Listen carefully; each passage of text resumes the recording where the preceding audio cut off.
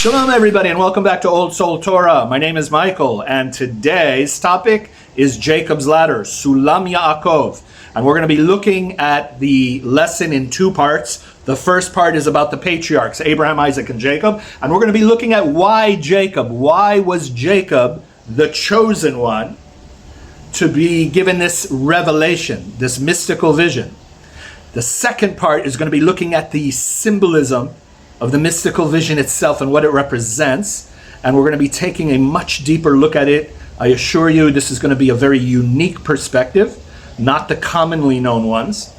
And you're going to absolutely love it, so stay tuned with us.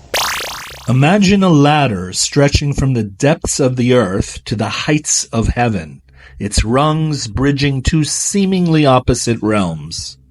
What if this ladder wasn't just a vision, but a roadmap to understanding life itself? A roadmap shaped by the legacies of three extraordinary figures, Abraham, Isaac, and Jacob. Each patriarch representing a vital element of our spiritual journey. Abraham, mastery over the physical. Isaac, mastery over the spiritual realm. And Jacob is the ladder itself, bridging the two realms, heaven and earth, as one.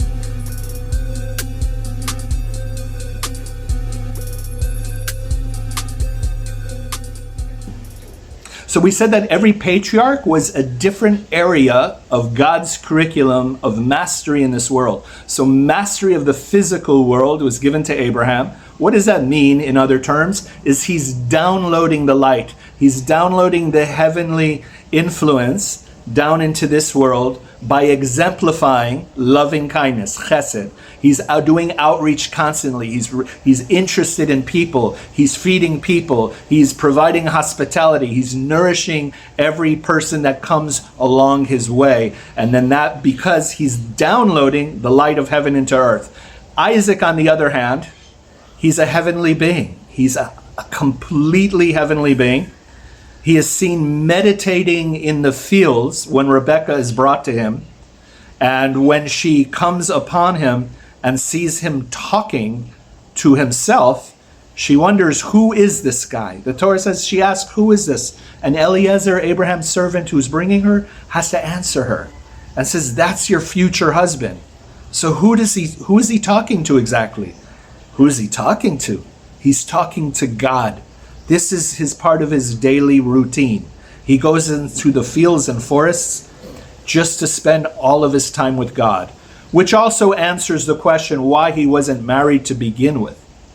And it also answers the question why he was such a willing participant when Abraham brought him on the mountain. If you remember the famous story of the sacrificing of Isaac, how can we never hear about Isaac's perspective? Why? Because he was a willing participant.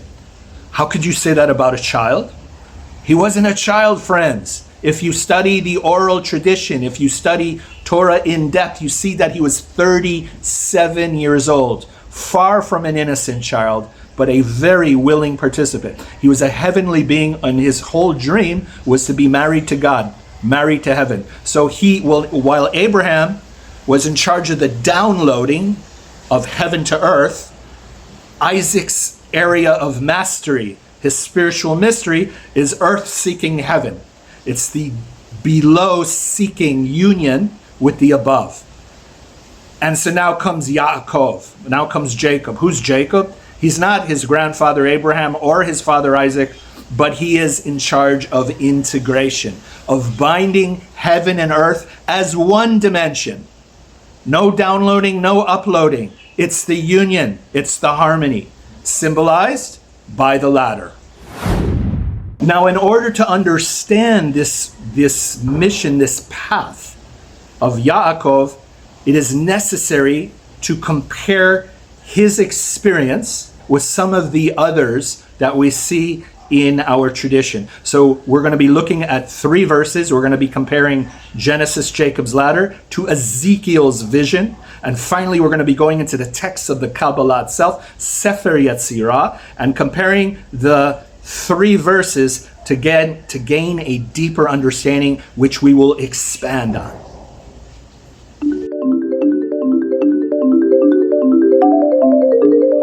We're going to begin with the first verse, which is in Genesis, about Jacob's ladder. Jacob, he had a dream. A stairway or a ladder was set on the ground and its top reached to heaven, and messengers of God, the literal translation of angels, were going up and down on it.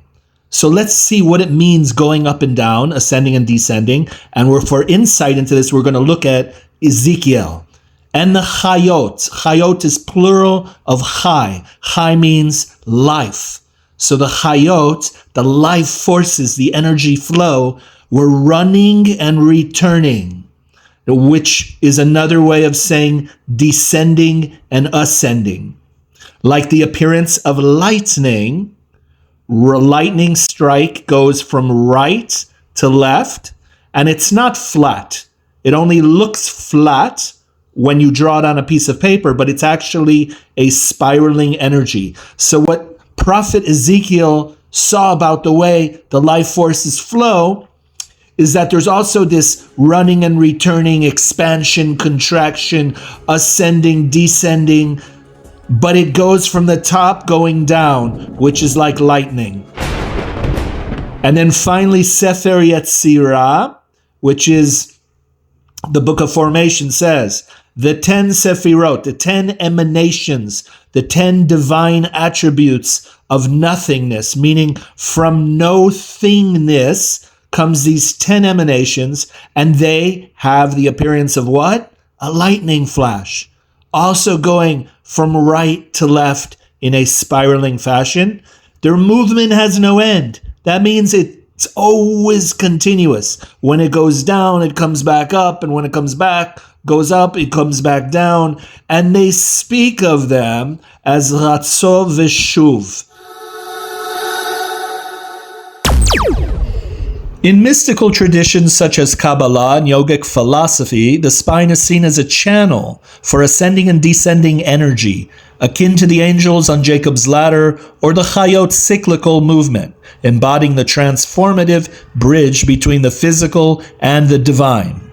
If this is so, then it would be interesting for us to see what numbers come up when we look at the spine. If you look at the vertebrae here, it's amazing. A person is born with 33 vertebrae on the spine. As you know, in the Hebrew language, the letters themselves are not just a linguistic system, but a numerical system. And what letters would 33 be? And we have the Hebrew word gal.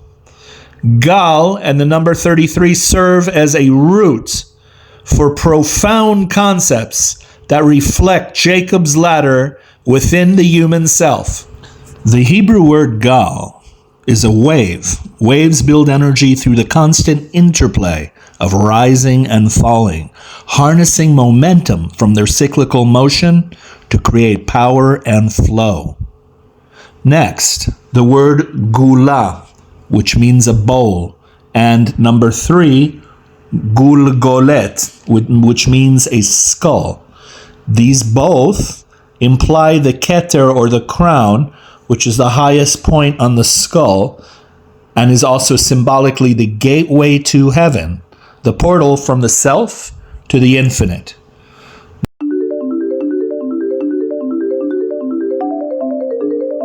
Now let's look at the number 33. If you return to the diagram of the Tree of Life, we see 10 emanations or sephirot, which means spheres of energy. This was spoken about in the Sefer Yetzirah. But if we were to count the relationships between the 10, there are 22. Each pathway of the 22 represents a Hebrew letter, since there are 22 letters in the Hebrew language. If we were to total the 10 sephirot and the 22 pathways between them, we have 32. But wait, that's one short of 33, right? No worries. 33 is the portal to heaven itself. It's what goes beyond the crown and to the infinite. 33 represents that gateway to the infinite. And remember, right after the dream of Jacob's ladder, what did Jacob say?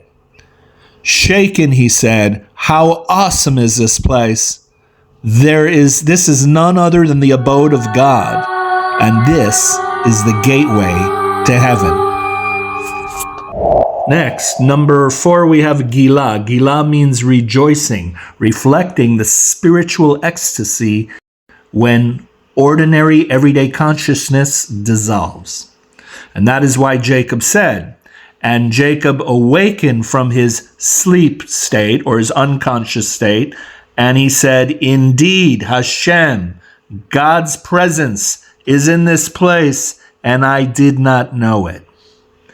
Lastly, we have Galgal, number 5, which means wheel, and in Kabbalah represents the continuous cycles of energy movement.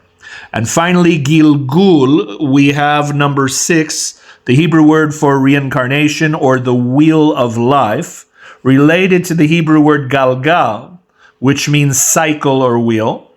And this alludes to the soul's eternal journey.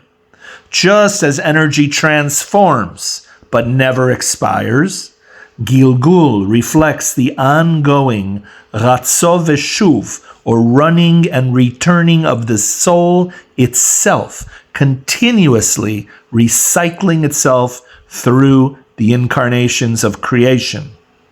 All these meanings point to the ladder within us, in the journey of consciousness and spiritual growth. In conclusion, Jacob's ladder is a profound symbol of the interconnectedness between all levels and realms of reality and the dynamic relationship between all the parts. But let's remember, it's Jacob's ladder. It's attributed to Jacob. Why Jacob? Why Yaakov? Because Jacob is Israel. He becomes Israel. Yisrael in Hebrew means Yashar El, in alignment with the divine. And our mission is to be in alignment, not just with the divine, but to harmonize the spiritual and the physical. And this is the ultimate mission of Israel, is to make heaven and earth one realm of existence. And how do we do that? Through a roadmap given called the Torah.